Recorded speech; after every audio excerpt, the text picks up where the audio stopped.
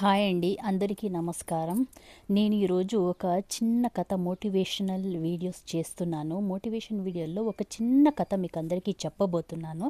దయచేసి అందరూ విని సబ్స్క్రైబ్ చేసుకొని మా ఛానల్ని మాకు సపోర్ట్ చేయాలని అందరినీ దండం పెట్టి కోరుతున్నానండి. ఈరోజు నేను చెప్పబోయే కథ ఏంటి అంటే, ఒక ఊళ్ళో ఒక రాజు ఉన్నాడు. ఆ రాజు చాలామందికి భోజనం లేని వాళ్ళకి, అనాథలకి భోజనం అనేది చేసి అందరికీ పంచుతూ ఉండేవాడు. అలా ఒకరోజు భోజనం అయితే సిద్ధం చేశాడు. కానీ ఒక గద్ద పాముని చంపి పైన తీసుకెళ్తూ ఉంది. కానీ ఆ పాము నోట్లో నుంచి విషపు చుక్క ఆ అన్నంలోకి పడిపోయింది. కానీ ఆ అన్నాన్ని, రాజు చేసిన ఆ అన్నాన్ని అందరూ తిన్నారు. కానీ తిన్న తర్వాత చాలామంది వరకు చనిపోయారు. ఆ తర్వాత అందరూ రాజునే నిందించారు. రాజు భోజనంలో విషం వేశాడు, అందుకే చనిపోయారు, ఇంతమంది చనిపోయారని రాజుల మీద నింద వేశారు, రాజు మీద.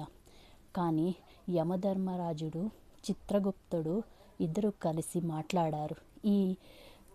ఈ పాపాన్ని ఎవరికి రాజుది తప్పు లేదు, గద్దది తప్పు లేదు, పాముది తప్పు లేదు. పాము చనిపోయింది, గద్ద పామును మోసుకెళ్తుంది, రాజు నిజాయితీగా భోజనం పెడుతున్నాడు అనుకున్నారు. చిత్రగుప్తుడు, యమధర్మరాజుడు ఇద్దరు కలిసి ఎవరి మీద ఈ నిందని వేయాలి, ఈ పాపాన్ని వేయాలి అని నిజంగా వాళ్ళకి తెలీదు. అప్పుడు విష్ణుమూర్తి దగ్గరికి వెళ్ళారు ఇద్దరు కలిసి. విష్ణుమూర్తి దేవా, దీనికి పరిష్కారం చూపించండి అని అడిగారు. కానీ విష్ణుమూర్తి దేవుడు పరిష్కారాన్ని చెప్పాడు. కొంత సమయం నాకు ఇవ్వండి, నేను ఆలోచించి దీనికి పరిష్కారం దారి అనేది నేను చూపిస్తాను అని విష్ణుమూర్తి చెప్పాడు అందరికీ.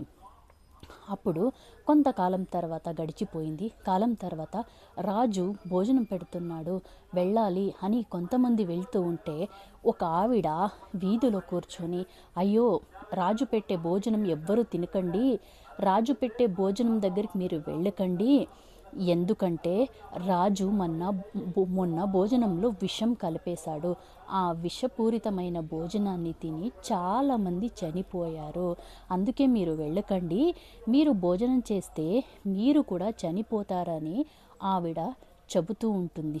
దీన్నంతా విన్న యమధర్మరాజు, చిత్రగుప్తుడు, విష్ణుమూర్తి విన్న తర్వాత విష్ణుమూర్తి అన్నాడంట యమధర్మరాజుతో, యమధర్మరాజు, ఈ పాపాన్ని ఆవిడ కర్మాల్లో చేర్చుకో అని చెప్పాడంట. ఎందుకంటే పాపం ఎవరిది కాదు, ఒకరిది తప్పు లేకుండా ఒకరిని దూషించకూడదు, మాట్లాడకూడదు. అలా దూషిస్తే ఎవరో చేసిన పాపాన్ని మన తల మీద అంటుకోవాల్సి వస్తుంది. అందుకే పెద్దలు చెప్పారు, ఒకరిని దూషించకూడదు, దూషించి మాట్లాడకూడదు. ఒక్కొక్కసారి కళ్ళల్లో చూసింది కూడా అబద్ధమవుతుంది. ఇదండి ఇవాటి మా స్టోరీ. నా ఈ చిన్న మోటివేషనల్ కథ మీకు అందరికీ నచ్చుంటే దయచేసి సబ్స్క్రైబ్ చేసుకోండి మా ఛానల్ని.